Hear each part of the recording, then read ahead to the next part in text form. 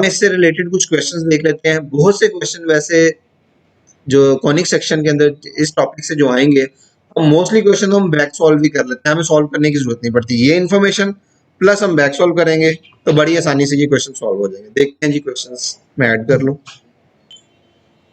ये जी हमने question add कर ली हैं, कुछ इन्फॉर्मेशन ऊपर थी वो याद, अब आंसर सॉल्व करते चले जाते हैं बड़ी आसानी के साथ। ये हमारे क्वेश्चंस ऐड हो गए हैं, तो इसको हम देख लेते हैं, साथ साथ सॉल्व करते चले जाते हैं। तो ये फर्स्ट क्वेश्चन जो दिया वो इन्फॉर्मेशन सारी आपको याद होनी चाहिए, जो भी नहीं हुआ वो भी ऊपर डिस्कस की है। If a plane passing through the vertex of the cone perpendicular to the axis of the cone, then the intersection is called. अब प्लेन जो है वर्टेक्स से पास कर रहा है और परपेंडिकुलर भी है। जब आपको पता है वर्टेक्स से पास कर रहा है और परपेंडिकुलर भी है तो ये सर्कल की शेप बनेगी परपेंडिकुलर में, और अगर वर्टेक्स से पास कर जाता है तो वो सर्कल एक्चुअली क्या बन जाता है, पॉइंट सर्कल। तो इसका ये ऑप्शन बड़ा सिंपल है। Equation of circle with centre at origin and radius 5। अगर सेंटर ओरिजिन है, रेडियस 5 दिया हुआ, अभी मैंने आपको बताया था अगर सेंटर और रेडियस हमें दिया हो तो स्टैंडर्ड फॉर्म सबको याद है, x minus H whole square plus Y minus K whole square is equal to A square या आर स्क्वायर भी लिख सकते हैं। ये जो एच और के सेंटर है, इस केस में उसने ओरिजिन बता दिया गया है, तो ये हो जाएगा जी X square plus Y square, और रेडियस की वैल्यू भी बता दी है, इसका जब स्क्वायर करेंगे तो ये 5 आ जाएगा। So X square plus Y square is equal to 5। जो इक्वेशन सेंटर जिसका ओरिजिन होगा उसकी equation X square plus Y square की फॉर्म में होगी। ठीक है जी। अब रेडियस चूंकि स्क्वायर रूट 5 था तो जैसे आपको स्क्वायर करना था, which is 5। The centre of the circle is, अब सेंटर ऑफ द सर्कल ये जो एच और के हैं, अगर स्टैंडर्ड इक्वेशन से कंपेयर करें आप तो ये आंसर आपको बड़ा इजीली मिल जाएगा। तो एच की वैल्यू यहाँ पे 1 आ रही है और वाई की के की वैल्यू आ रही है, जो अगर कंपेयर करेंगे तो -3 आएगी। तो 1 -3 जो भी एक्स या वाई में से माइनस हो रहा है प्लस हो रहा है, जो भी एक्सपेक्ट हो रहा है, या दूसरा वे क्या है, आप जस्ट जो भी एक्स की वैल्यू उसको 0 पुट कर दें, तो x minus 1 is equal to 0, तो यहाँ से आपको x की वैल्यू 1 मिल जाएगी। तो इसी तरह y की वैल्यू को भी 0 पुट कर दें, y plus 3 is equal to 0, तो y की वैल्यू -3 आ जाएगी। तो जैसे आपको इजी लगे आप वैसे सॉल्व कर लें। तो 1 और -3 जो कि हमें सी ऑप्शन में मिल रहा है। ठीक है जी। The radius of the circle is, general form में दिया गया है। अब जनरल फॉर्म में रेडियस फाइंड करना है तो आपको जी और एफ चाहिए। जी और एफ मैंने आपको बताया था, ये जो एक्स का कोफिशिएंट है वो 2g के इक्वल होता है। कंपेयर करेंगे जब इसको जनरल फॉर्म से तो 2g x is equal to 6, here g is 3। तरह आपकी 2f की वैल्यू क्या हो जाएगी, -2, जो y का कोफिशिएंट है तो f की वैल्यू आ गई -1, और c हमें वैसे ही 1 दिया गया है। फॉर्मूला क्या है जी रेडियस का, g square plus f square minus c square root which is equal to radius. तो g की value is 3, 3 square is 9, f is 1, 1 square is 1 and c is also -1। ये रेडियस आ गया, 1 1 कैंसिल हो जाएगा, तो just square root 9 is square root 3, जो कि C option में दिया गया। बड़े सिंपल से क्वेश्चन है। अब आ जाए center of the circle is, अब center of the circle general form में दिया गया। जनरल फॉर्म में जो सेंटर होता है वो -g -f होता है, लेकिन -g -f के साथ मैंने आपको एक और भी वे बताया कि या तो minus coefficient of x divided by 2 कर दें या coefficient of y divided by 2 कर दें। अभी देखो कोफिशिएंट ऑफ x है 60, 60 को जब 2 से डिवाइड करेंगे तो ये 30 हो जाएगा, साइन चेंज करना होता है हमें। ठीक है, वो माइनस है तो प्लस हो जाएगा, इसी तरह 36 है तो 18 हो जाएगा। तो ये आपको आंसर का ऑप्शन में नहीं है। इसलिए अभी मैंने आपको स्टार्ट में एक बार बार बात बता रहा था, जो एक्स स्क्वायर और वाई स्क्वायर का कोफिशिएंट है वो सेम होना चाहिए तो सर्कल ही है, लेकिन वो जितने भी फॉर्मूला आपने एक्सप्रेशंस यूज करने हैं उस केस में आपको चाहिए कि एक्स स्क्वायर और वाई स्क्वायर का कोफिशिएंट 1 होना चाहिए। तो सबसे पहले स्टेप में आपने इसको 1 बनाना है। 1 कैसे करेंगे, 45 से डिवाइड करेंगे, 45 से डिवाइड कर देंगे, हो जाएगा जी X square plus Y square minus 60 over 45 x plus 36 over 45 y plus 19 over 45 is equal to 0। चूंकि हमें सेंटर बताना है तो हमें सिर्फ ये वाली वैल्यूज चाहिए, तो ये हो जाएगा जी X square plus Y square, ये हो जाएगा 15 4/3x, और ये 36 है तो ये 3 पे डिवाइड हो रहा है, 3 12 और 3 15 है, ये मजीद आपका डिवाइड हो रहा है, ये 19 ओवर 45। तो x square plus Y square, वैसे हम एक्स स्क्वायर वाई स्क्वायर हमें सिर्फ ये कोफिशिएंट चाहिए एक्स और वाई के, तो इसको भी फर्दर डिवाइड कर दे, 3 4 12, 3 5 15, वाई प्लस 19 ओवर 45। अब देखें एक्स स्क्वायर और वाई स्क्वायर का कोफिशिएंट 1 है, तो ये जो एक्स और वाई के कोफिशिएंट है जैसे इनको 2 से डिवाइड करना है, जब 2 से डिवाइड करेंगे तो ये कितना हो जाएगा 2/3, साइन भी चेंज होगा, ये g की वैल्यू 2/3 और f की वैल्यू जब पुट करेंगे तो वो -2/5 हो जाएगा क्योंकि 4 2 से कैंसिल, तो 2/3 -2/5 जो कि हमें बीटा ऑप्शन में मिल रहा है। ठीक है जी। तो जब भी आपने एक्सप्रेशन या फॉर्मूला यूज करना है तो देख लीजिएगा जो फॉर्म है वो सर्कल की जनरल फॉर्म ही होनी चाहिए जिसमें एक्स स्क्वायर और वाई स्क्वायर का कोफिशिएंट 1 होगा। The condition of for a line Y to be tangent to the circle.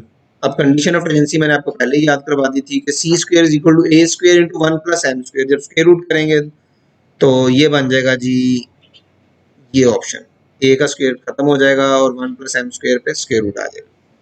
The length of the tangent drawn from the point 1 1 to the circle. अब इस point से tangent की length बतानी है आपको, tangent की अगर लेंथ बतानी है तो क्या करना है, जस्ट पॉइंट आपने इसमें पुट कर देना है। पॉइंट पुट करेंगे तो 1 square 1 plus Y square is 1 minus 3 plus 9 plus 8, simplify करें 1 प्लस 1 2, 2 माइनस 3 -1 -1 प्लस 9 8, 8 प्लस 8 क्या हो जाएगा 16 और साथ ही स्क्वायर रूट कर लेना है। 16 का स्क्वायर रूट क्या आएगा 4। पॉइंट पुट करें स्क्वायर रूट करें तो आपको टेंजेंट की लेंथ मिल जाएगी। नेक्स्ट क्वेश्चन है जी if x1 square y less than 0 for a point. अगर ये पॉइंट पुट करने से आपका आंसर जो जनरल इक्वेशन है वो लेस देन 0 आंसर दे तो वो एक्चुअली पोजीशन क्या होगी, ऑब्वियसली इनसाइड होगी। ठीक है, इक्वल टू 0 में ऑन द सर्कल होती है, ग्रेटर देन 0 पे आउटसाइड होती है और अगर लेस देन 0 आ जाए तो inside the circle. The eccentricity of the circle is, अब सर्कल की एसेंट्रिसिटी क्या होती है, सर्कल की जो एसेंट्रिसिटी है आपने याद रखनी है वो 0 थी। अब एसेंट्रिसिटी है क्या चीज है ये हम पैराबोला में डिस्कस करेंगे डिटेल में। नेक्स्ट क्वेश्चन है जी, और इसका आंसर पहले लगा हुआ है, चले कोई बात नहीं, आपको मैं एक वे बता देता हूँ किस तरह सॉल्व करेंगे। The equation of circle passing through the end points of its diameter this and this. अब इक्वेशन ऑफ सर्कल बतानी है जिसके एंड पॉइंट से ये एंड पॉइंट्स दिए हुए हैं आपको और डायमीटर के एंड पॉइंट्स, अब डायमीटर के एंड पॉइंट्स हैं। अब डिफरेंट वेज हैं इसको सॉल्व करने के। पहला वे है जी, मैं फर्स्ट इधर में ऑप्शन लिख देता हूँ, फर्स्ट है जी आप इसको बैक सॉल्व कर लें क्योंकि ये डायमीटर के पॉइंट है, दो जो पॉइंट इक्वेशन को सेट, दोनों पॉइंट इस इक्वेशन को सेटिस्फाई करेंगे वही आंसर है, लेकिन इसमें थोड़ी सी आपको काम ज्यादा करना पड़ेगा। दूसरा वे क्या है, अगर मैं इन दोनों का मिड पॉइंट फाइंड करूँ, मिड पॉइंट तो सबको फाइंड करना आता है, चैप्टर 4 में सीखा था, तो मिड पॉइंट फाइंड करने का जो डायमीटर का मिड पॉइंट होता है वो हमारा रेडियस सॉरी सेंटर होगा। अब सेंटर देखें 5 -1 मिड पॉइंट में बना के दिखाता हूँ, 5 -1 4 डिवाइडेड बाई 2, ये 2 आ गया और 2 + 4 6 डिवाइडेड बाई 2 विच इज 6 3 आएगा। अब 2 3, अब वो वाला सर्कल देख लें जिसका जो सेंटर है वो 2 और 3 है। अब देखिए ऑप्शन ए में भी 2 और 3 है, ऑप्शन बी में भी 2 और 3 है, ऑप्शन सॉरी बी में 2 और 3 है, लेकिन ऑप्शन डी में भी 2 और 3 है, तो इससे आपको ऑप्शन नहीं मिल रहे। तीसरा वे क्या है जी, हमने इक्वेशन याद की हुई है जो कि डायमीटर की है कि अगर डायमीटर से आपका सर्कल पास कर रहा हो तो आप सर्कल की इक्वेशन कैसे लिख सकते हैं, वो ये है जी x - x1 x - x2 plus y - y1 and y - y2 is equal to 0। x1 y1 x2 y2 आपको दिए गए हैं तो ये पॉइंट इधर पुट करें तब भी आपको इक्वेशन मिल जाएगी, लेकिन ये इस वाले केस में तीनों मेथड भी अगर बैक सॉल्व करें तो ये सबसे आसान है। लेकिन आप जस्ट ये एक पॉइंट चेक कर लें जो किसी को सेटिस्फाई कर रहा होगा, ठीक है, जिसको नहीं कर रहा वो ऑप्शन डिलीट करते हैं तो एक ही ऑप्शन आपको बच जाएगी जो कि आंसर होगा। तो नेक्स्ट क्वेश्चन है 11, the equation of circle of radius 2 है जी and lying in the fourth quadrant.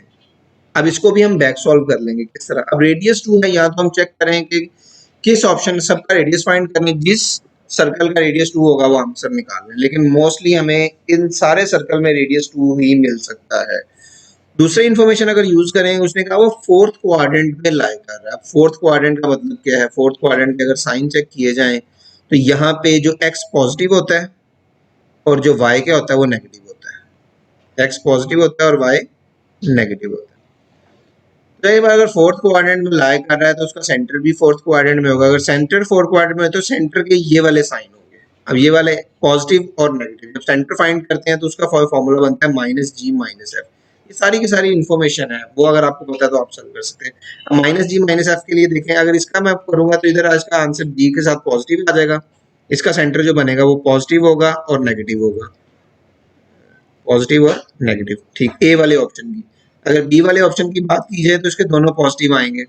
सी, अभी मैं आंसर नहीं लिख रहा, बस वैसे बता रहा हूँ उनके साइन क्या होंगे। अगर सी वाले ऑप्शन की बात की जाए तो ये आपका क्या आएगा, ये नेगेटिव होगा और साथ पॉजिटिव आएगा, साइन चेंज हो जाते हैं।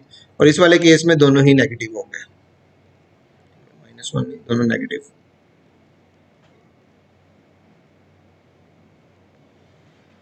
अब हमारा जो आंसर है उस सेंटर का वो पॉजिटिव नेगेटिव आएगा। पॉजिटिव नेगेटिव देखिए हमें इस ऑप्शन में मिल रहा था, जो कि ये ऑप्शन है, यही आंसर है। अगर आपको लग रहा है कि दो ऑप्शन में आ रही है तो फिर उसका उन दो ऑप्शन का सिर्फ रेडियस फाइंड करें, जिसका 2 आ जाएगा वही आंसर है, ठीक है। तो इस तरह हम इस तरह के क्वेश्चन को बैक सोल्व भी कर सकते हैं। The tangential distance from a point two the circle, वही सेम क्वेश्चन आ गया। हमने इस पॉइंट से इस सर्कल का जो टेंजेंट बन रहा है उसका डिस्टेंस फाइंड करना है, तो जस्ट पॉइंट पुट कर दें, तो ये -1 का स्क्वायर 2 का स्क्वायर 4 हो जाएगा, 4x है तो ये -4 आ जाएगा, 2y + 4 हो जाएगा, तो ये आ गया जी 4, ये 4 कैंसिल हो जाएगा, स्क्वायर रूट 5, क्योंकि स्क्वायर रूट भी करना होता है हमें, तो स्क्वायर रूट 5 बीटा ऑप्शन वैसे ही होगा, सिलेक्ट किया होगा। To circles touches internally externally, अच्छा जी, इसमें थोड़ी सी आपको चीजें पहले पता होनी चाहिए। मतलब सपोज एक सर्कल ये है और एक सर्कल ये है, आपका ये सर्कल ही समझिएगा। अब ये देखें, ये सर्कल एक्सटर्नली टच कर रहे हैं, इंटरनली का किस तरह का होगा शेप वो भी दिखा देता हूँ। ये सर्कल है एक और एक ये सर्कल, ये इंटरनली टच कर रहे हैं, मतलब सर्कल के अंदर सर्कल आ गया। और डू नॉट टच की अगर बात की जाए, एक सर्कल इधर बन जाए और एक सर्कल इधर बन जाए तो ये टच ही नहीं कर रहे हैं। लेकिन ये तो डायग्राम से हमें आइडिया हो रहा है कि ये एक्सटर्नली टच कर रहे हैं, ये इंटरनली, और ये नहीं टच कर रहे हैं। मैथमेटिकली कैसे पता चलेगा? तो जस्ट आपने, अगर मैं इसके सारे में इधर कैलकुलेटर लिख देता हूँ। सपोज ये सेंटर है जी C1 और इसका सेंटर है C2, इसका रेडियस है R2 और इसका रेडियस है R1। अगर C1 C2 का जो डिस्टेंस है R1 + R2 के इक्वल आ जाए, जो कि इस केस में हमें नजर भी आ रहा है, तो ये सर्कल क्या होगा, एक्सटर्नली टच कर रहा होगा। और अगर C1 C2 का डिस्टेंस R2 - R1 या R1 - R2 के इक्वल आ जाए, मतलब वो, ये सपोज मैं इधर से बना देता हूँ, सपोज ये C1 है, ये C2 है, ये C2 है, तो कलर चेंज कर लेते हैं। ये इसका रेडियस क्या आएगा, R2, और जो दूसरा वाला है उसका रेडियस जो बन जाएगा हमारा, उसको R1 लिख लेते हैं हम, ये वाला R1। तो अगर इस पूरे R1 से, ये सेंटर इधर भी तो हो सकता है ना, ठीक है, R1 में से R2 माइनस कर दें और वो डिस्टेंस सेम आ जाए, तो वो हमारा सर्कल क्या आएगा, इंटरनली टच कर रहा होगा। और अगर वो डिस्टेंस इक्वल आ ही नहीं रहे किसी भी केस में, इसमें मोड यूज कर लें किसी को भी, ताकि वो कंफ्यूजन ही ना रहे। और अगर C1 C2 का डिस्टेंस R1 + R2 या माइनस के इक्वल नहीं आ रहा है, इसका मतलब सर्कल है वो जो टच नहीं कर रहे। तो ये जी बस दोनों के सेंटर आपके पास हैं, रेडियस आपने जैसा एक्सप्रेशन चेक कर लेना है, तो ये टचेस इंटरनली है। The position of a point with respect to circle, इस पॉइंट की इस सर्कल के रिस्पेक्ट से पोजीशन क्या होगी, तो जस्ट आपने ये पॉइंट पुट कर देना है। पॉइंट पुट करेंगे, अगर तो पॉजिटिव आएगा तो इनसाइड है, अगर नेगेटिव आएगा तो, सॉरी, अगर पॉजिटिव आए तो आउटसाइड है, नेगेटिव आए तो इनसाइड है, और अगर जीरो आ जाए तो ऑन द सर्कल है। ये आप खुद कर सकते हैं। The position of the point with same, बल्कि ये दोनों क्वेश्चन सेम ही आ गए हैं, ठीक है, तो इसका आपने आंसर कर सकते हैं।